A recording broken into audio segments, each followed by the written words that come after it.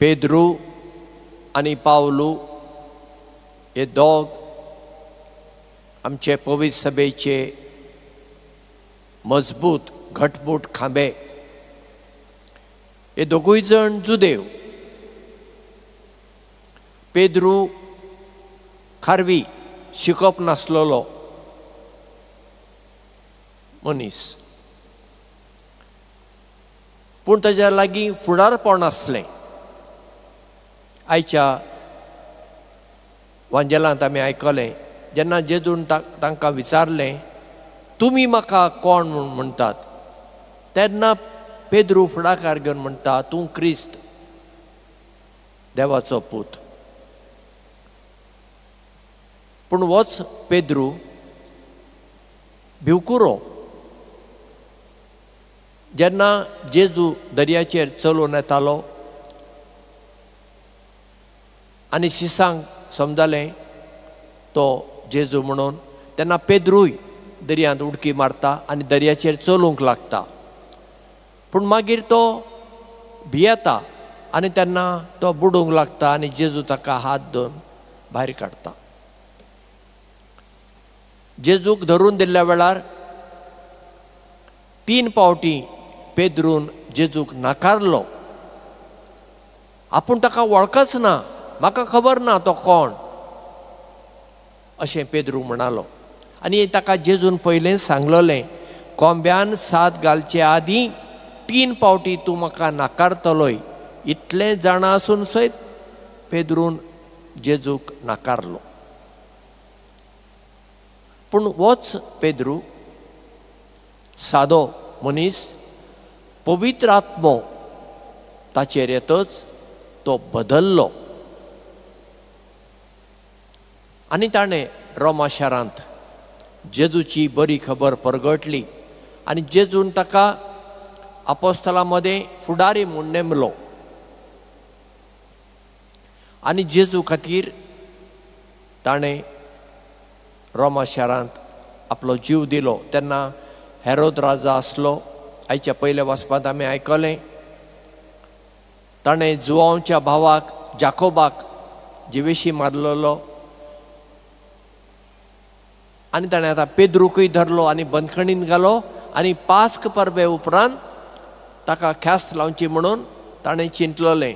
पूण आदले राती देवदूत येता आनी पेद्रूक बंदखणींतलो भायर काडटा. मागीर पेद्रूक क्रुसाचें मरण फर्मायलें. पूण पेद्रून म्हणलें म्हाका जेजू भशेन क्रुसार मारूं नाकात, तें म्हाका फावना. म्हूण पेद्रूची खंय तकली सकयल आनी पांय वयर करून ताका क्रुसार मारलो आनी ज्या जाग्यार ताका माती दिली आज थंयसर सा पेद्रूची बाजिलिका रोमांत आसा. आनी तुमी जर वातिकनांत पावशात सा पेद्रूचे बाजिलिके भितर जमनी पांदा थंय वेशात, थंय ताचो फोंड तुमकां आजून दिश्टी पडटा. सा पावलू हाचें आदलें नांव सावलू. होय जुदेव पूण हो शारांतलो मनीस,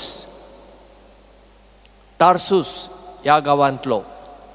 तार्सूस गांव आतांच्या टर्की ह्या देशांत पडटा. पूण हो शिकपी मनीस, शिकलोलो मनीस. जेरुजलेमांत वचून गामेलियल ह्या गुरूच्या हाताखाल तो शिकलो. ताची आवयभास आरामायक जायत, पूण हिब्रू आनी ग्रीक भासो तो जाणा आसलो. देखून ताणें 13 चिटी बरयल्यो अशें आमकां नव्या करारांत मेळटा.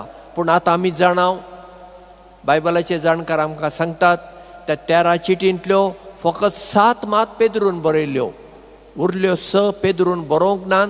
ताच्या शिसांनी पेद्रूचें चिंतप घेवन त्यो बरयल्यो. देखीक एफेसकारांक चीट जरी आमी वाचता सा पावलून एफेसकारांक बरयलेले चिटींतलें वाचप, पूण तें पावलून बरोवंक ना. तशेंच कोलोसेकारांक चीट ताणें बरोवंक ना. तिमोथीक ताणें 2 चिटी बरयल्यो त्यो ताणें बरोवंक ना. तितुसाक चीट बरयल्ली ताणें बरोवंक ना. आनी तेसोलोनिकारांक बरयल्ली दुसरी चीट पावलून बरोवंक ना. पूण आमकां तें गरजेचें न्हय. आमकां गरजेचें इतलेंच, वांजेल बरोवचे आदीं पावलूच्यो चिटी आसल्यो आनी त्योच नव्या कराराचो भाग जालो. आनी त्यो लोकां मदें चिटी पसरल्यो, लोकांनी त्यो वाचल्यो आनी तांतल्यान तांकां जेजूची वळख मेळ्ळी. आनी ताणें ह्यो सगळ्यो ग्रीक भाशेन बरयल्यो चिटी. आतां आमी त्यो आमचे कोंकणी भाशेंतल्यान आयकता. पावलू जेजूची बरी खबर परगटूंक ग्रीक देशांत आनी थंय गेलो, जुदेव न्हय आसल्या लोकां मदें गेलो. पेद्रू जुदेव लोकां मदें वावुरलो, पूण पावलू दुसऱ्या लागीं एक मिशनार कसो तो वावुरलो. आनी ताका मागीर धरलो, रोमा शारांत हाडलो आनी ताची तकली कापली आनी ज्या जाग्यार ताका माती दिली थंयसर आतां रोमा शाराच्या मातशें भायर बाजिलिका आसा, सान पावलूची बाजिलिका म्हूण नांव. आतां हे दोग पळया, वेगवेगळे मनीस, वेगळ्या गुणांचे, पूण तांणी दोगांनूय जेजू खातीर वावर केलो आनी आपलो जीव दिलो. पावलू हाणें केन्नाच जेजूक पळोवंक ना. तो बारांतलो एकलो न्हय, पूण ताकाय आमी आपोस्तल म्हणटा, कित्याक ताका जेजूचें दर्शन जालें. आमी धर्मदुतांच्या कृत्या पुस्तकांत वाचता, सावलू क्रिस्तांव लोकांक पिडापीड दितालो, दादल्यांक बायलांक धरून हाडटालो जेरुजलेमाक, कित्याक ताका दिसतालें हे आतां जेजूचे शीस आमचो जुदेव धर्म पाड घालूंक फुडें सरल्यात. आनी तो एक पावटी जेरुजलेमा थावन दामास्का शाराक वेताना धर्नीक शेवटालो आनी ताका जेजूचें दर्शन जालें आनी जेजून म्हणलें, सावलू सावलू तूं कित्याक म्हाका पिडापीड दिताय? आनी तेन्ना सावलू म्हणटा, तूं कोण सायबा? तेन्ना जेजू म्हणटा, हांव जेजू. आनी मागीर तो कुड्डो जाता आनी जेजू ताका म्हणटा, तूं आतां दामास्का शाराक वच, थंय तुका अननायस प्रवादी मेळटलो आनी मागीर तो तुका कितें करूंक जाय तें सांगतलो.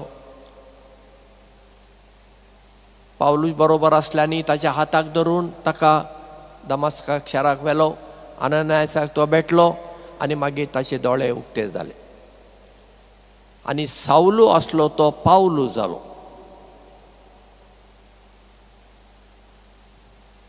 आतां ज्या जेजून पेद्रूक आनी सावलूक विचून काडले,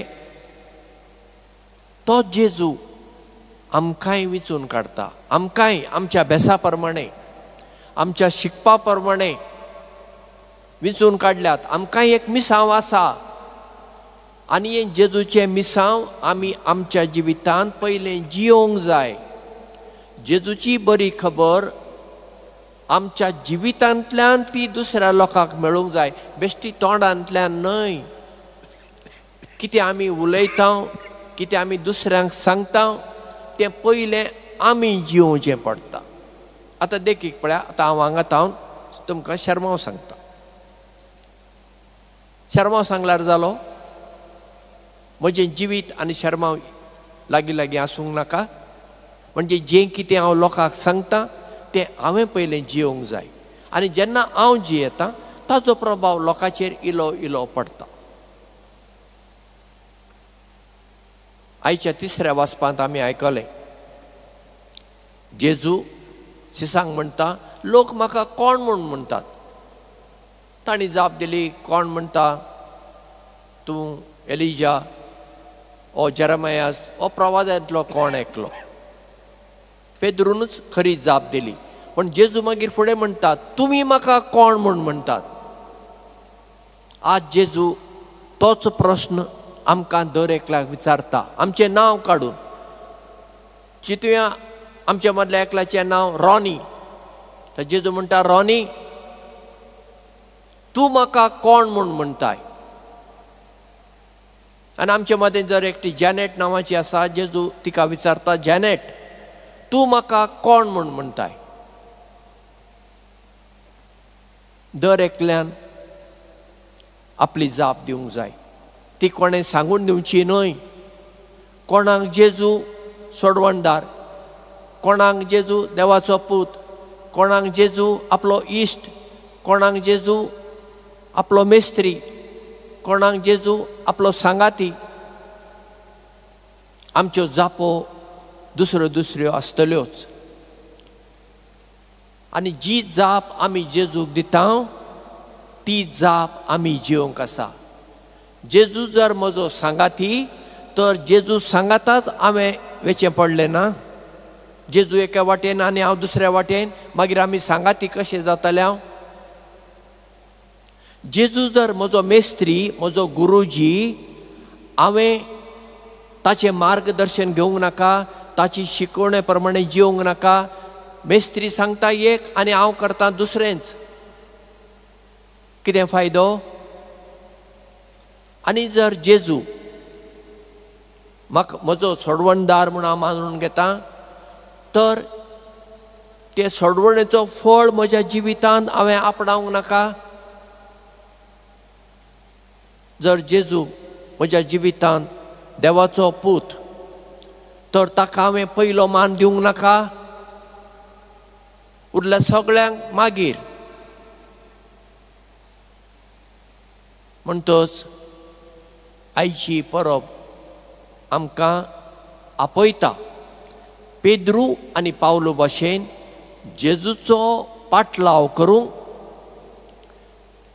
जेजूची शिकवण आमच्या जिवितांत जियोवंक आनी जेजूची बरी खबर आमी दुसऱ्यांक दिवंक.